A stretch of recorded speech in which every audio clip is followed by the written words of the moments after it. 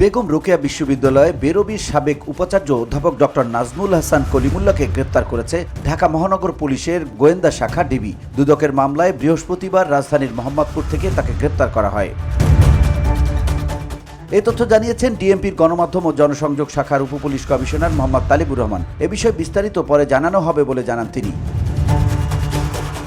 এর আগে ক্ষমতার অপব্যবহার ও প্রতারণা জালিয়াতি করে সরকারের 4 কোটি টাকা আত্মসাতের অভিযোগে গত 18 জুন ডক্টর কলিমুল্লাহ সহ 5 জনের বিরুদ্ধে মামলা করে দুর্নীতি দমন কমিশন দুদক। ওই মামলার অন্য আসামিরা হলেন বেরবির সাবেক উপাচার্য ও প্রকল্প পরিচালক ডক্টর এ.কে.এম. নুরুন নবী, বিশ্ববিদ্যালয়ের সাবেক নির্বাহী প্রকৌশলী ও দরপত্র মূল্যায়ন কমিটির সদস্য সচিব মোহাম্মদ জাহাঙ্গীর আলম, ঠিকাদার মোহাম্মদ আব্দুস সালাম বাচ্চু ও এম হাবিবুর রহমান।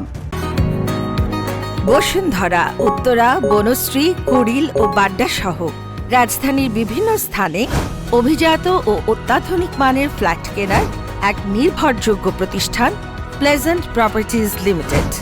তাই আপনার স্বপ্নের আবাসনের জন্য আজই যোগাযোগ করুন। Pleasant properties limited, where destiny matches eventually. এজাহারে বলা হয়, আসামিরা পরস্পর যোগসাজশে ওই বিশ্ববিদ্যালয় উন্নয়ন প্রকল্পের অনুমোদিত ডিপিপি উপেক্ষা করে নকশা পরিবর্তন, মন্ত্রণালয়ের অনুমোদন ছাড়া 30 কোটি টাকার বেশি মূল্যের চুক্তি সম্পাদন, ঠিকাদারের রানিং বিল থেকে কেটে রাখা নিরাপত্তা জামানতকে এফডিআর হিসেবে ব্যাংকে জমা এবং ওই এফডিআর লিয়েনে রেখে ঠিকাদারকে লোন দেওয়ার জন্য নো অবজেকশন সার্টিফিকেট অনুমোদন তথা গ্যারান্টার হয়ে সরকারের 4 কোটি টাকা আত্মসাৎ করা হয়। VOD Bangla news desk.